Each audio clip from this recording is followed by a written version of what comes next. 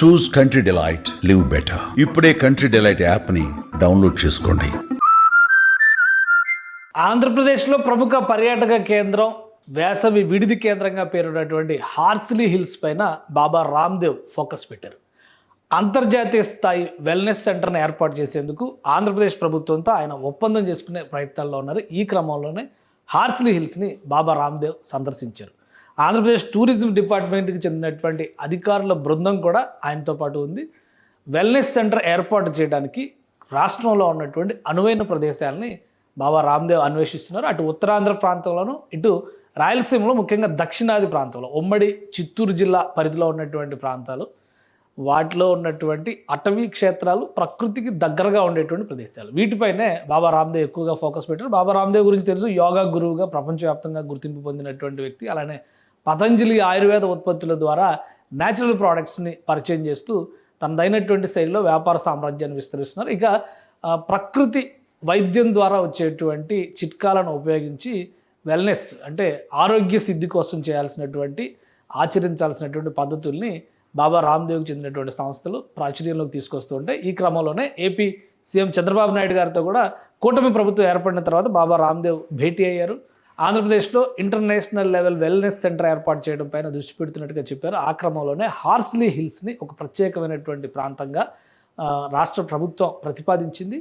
భూమికి అంటే సముద్ర మట్టానికి దాదాపుగా 4000 అడుగుల పైన ఎత్తులో ఉండేటువంటి హార్సిలీ హిల్ ఒక హిల్ స్టేషన్గా పేరు పొందింది. గతంలో బ్రిటిష్ హయాంలో కలెక్టర్గా ఉన్నటువంటి, ఈ ప్రాంతానికి కలెక్టర్గా ఉన్నటువంటి హార్సిలీ తన ఇల్లుని అక్కడ కట్టుకుంటున్న నేపథ్యంలో హార్సిలీ హిల్స్గా దీని పేరు మారిపోయింది. అప్పటి నుంచి కూడా ప్రకృతిలో ప్రత్యేకమైనటువంటి అంశంగా దీన్ని చూస్తున్నాం. ఈరోజు ఆ హిల్ స్టేషన్ని, ఆ ప్రాంతాన్ని బాబా రామ్దేవ్ తన బృందంతో కలిసి సందర్శించారు. ఆయనకి కీలకమైనటువంటి, ఆయన బిజినెస్లో కానీ ఆయనతో కలిసి ఈ వెల్నెస్ ప్రోడక్ట్స్ డెవలప్ చేయడంలో కీలక పాత్ర పోషించినటువంటి టీంని ఆయన తీసుకెళ్ళి, వారితో పాటు రాష్ట్ర టూరిజం శాఖ బృందం కూడా అందులో ఉంది.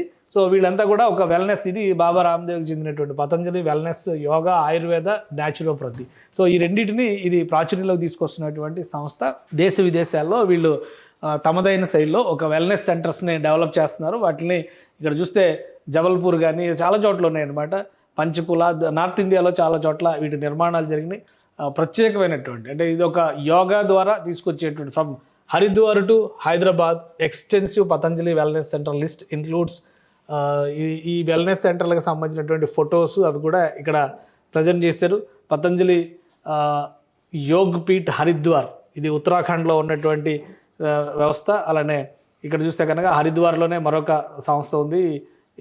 పూర్తిగా ప్రకృతి వైద్యము, సిద్ధ మూలికలుగా చెప్పేటువంటి, వాటిని వైద్యంలో ఉపయోగించేటువంటి మూలికా గుణాలు ఉన్నటువంటి మొక్కల్ని అక్కడ పెంపకం చేయడం, వాటి ద్వారా ఆయుర్వేద ఉత్పత్తులు చేయడం, చికిత్సలు కూడా అక్కడ చేయడం. సో ఈ వెల్నెస్ సెంటర్లకు ఉన్నటువంటి ప్రత్యేకత అది. మొత్తం దేశవ్యాప్తంగా నిర్వహిస్తున్నటువంటి వెల్నెస్ సెంటర్ల లిస్ట్ ఇది.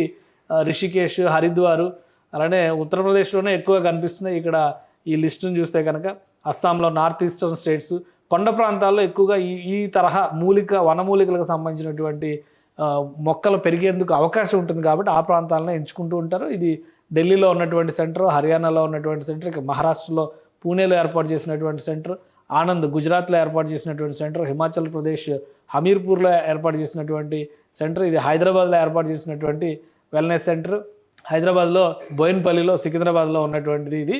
అలానే జార్ఖండ్. సో ఇట్లా దేశవ్యాప్తంగా అనేక చోట్ల ఈ వెల్నెస్ సెంటర్లు ఏర్పాటు చేస్తూ పతంజలి సంస్థ బాబా రామ్దేవ్ ఆధ్వర్యంలో ప్రత్యేకతని సంతరించుకుంది. సో ఈ క్రమంలోనే అటు ఉత్తరాంధ్రలో ఉన్నటువంటి కొన్ని ప్రాంతాలను కూడా పరిశీలిస్తారనేది సమాచారం. ప్రస్తుతం అయితే హార్సిలీ హిల్స్లో ఆయన పర్యటన జరుగుతుంది. హార్సిలీ హిల్స్ ప్రాంతంలో కనుక అనువుగా ఉంది అనుకుంటే, ఎందుకంటే అది 3 రాష్ట్రాలకి కేంద్ర స్థానం అవుతుంది.